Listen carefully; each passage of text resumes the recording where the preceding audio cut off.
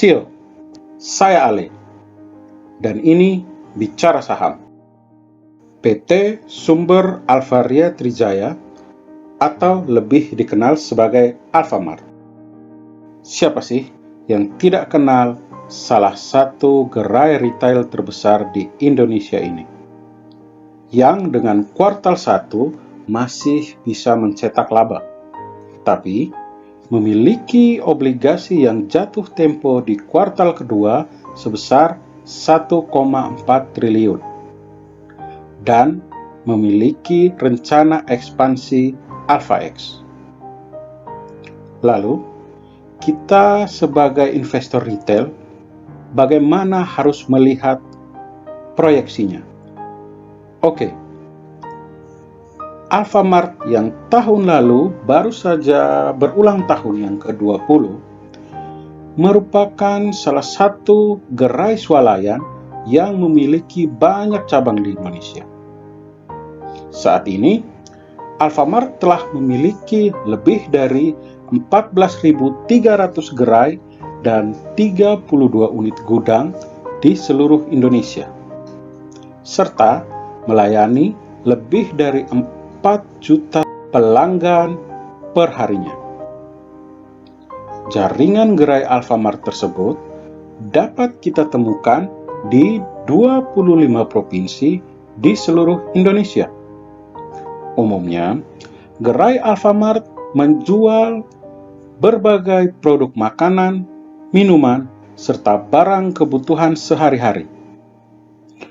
Lebih dari 200 produk makanan dan barang kebutuhan sehari-hari tersedia dengan harga yang bersaing. PT Sumber Alvaria Trijaya atau Alfamart adalah induk dari beberapa buah perusahaan, yaitu 1. PT Global Loyalty Indonesia, perusahaan di bidang pengembangan Customer Relationship Management. 2. PT Midi Utama Indonesia atau Alfamidi, yang merupakan salah satu jaringan toko swalayan di Indonesia. Yang ketiga, PT Sumber Indah Lestari. Perusahaan ini bergerak di bidang retail produk kesehatan dan kecantikan. Keempat, alfacart.com yang bergerak di bidang e-commerce. Kelima, Alphatrax yang merupakan jasa layanan pengiriman barang.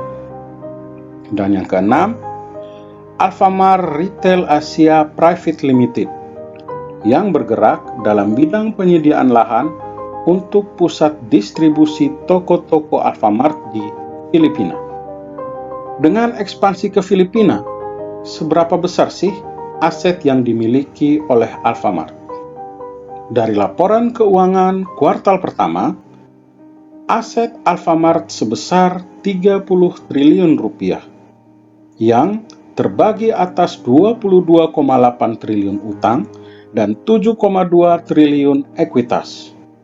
Utang terbesar yang dimiliki oleh Alfamart adalah utang jangka pendek sebesar 18 triliun.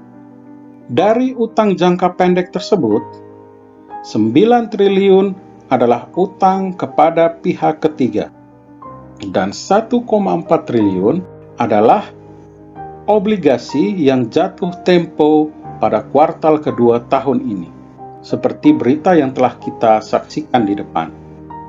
Untuk rasio likuiditasnya, Alfamart memiliki cash ratio sebesar 37,6%, quick ratio sebesar 51,8%, dan current ratio sebesar 99,6%. Jadi, utangnya banyak dong. Lalu pendapatannya gimana? Kan kalau pendapatannya sedikit, nggak bisa bayar utang. Untuk tahun 2020 ini, pendapatan atau revenue dari Alfamart sebesar 77 triliun, naik 5 triliun dibandingkan tahun sebelumnya. Dari diagram, bisa kita lihat bahwa pendapatan Alfamart selalu meningkat dari tahun ke tahun.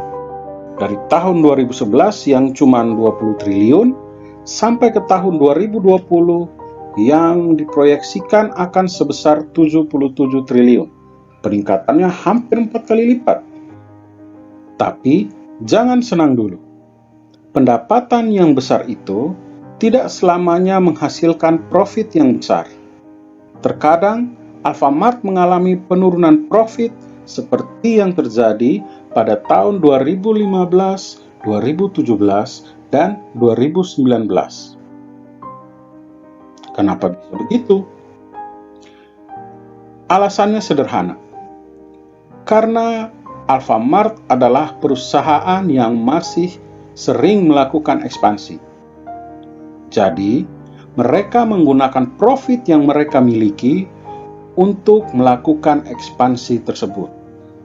Lalu, kondisi kuartal pertamanya gimana? Kan keadaan sekarang lagi susah. Pertanggal 30 Maret, harga saham Alfamart adalah Rp800 dengan ekuitas sebesar 7 triliun dan proyeksi keuntungan sebesar 1 triliun. Maka, nilai bukunya adalah Rp176 dan pendapatan per lembar saham atau earning per share adalah Rp32. Rasio harga saham terhadap profit atau PER adalah 24,6 kali. Jadi, kalau kita beli saham Alfamart, apa yang kita dapatkan? Jika kita memiliki saham Alfamart, maka yang kita miliki adalah sebuah perusahaan dengan gross profit margin sebesar 20,34%, net profit margin sebesar 1,81%, return on equity sebesar 19,20%, dan return on asset sebesar 4,64%. Perusahaan juga membagikan 58% keuntungannya dalam bentuk dividen, yaitu sebesar Rp13,38 pada bulan Juni. Yield dari dividen ini adalah 1,46%. See you semua. Demikian analisa singkat dari PT Sumber Alvaria Trijaya atau Alfamart. Silahkan like, share, dan subscribe. Kita ketemu lagi di video selanjutnya.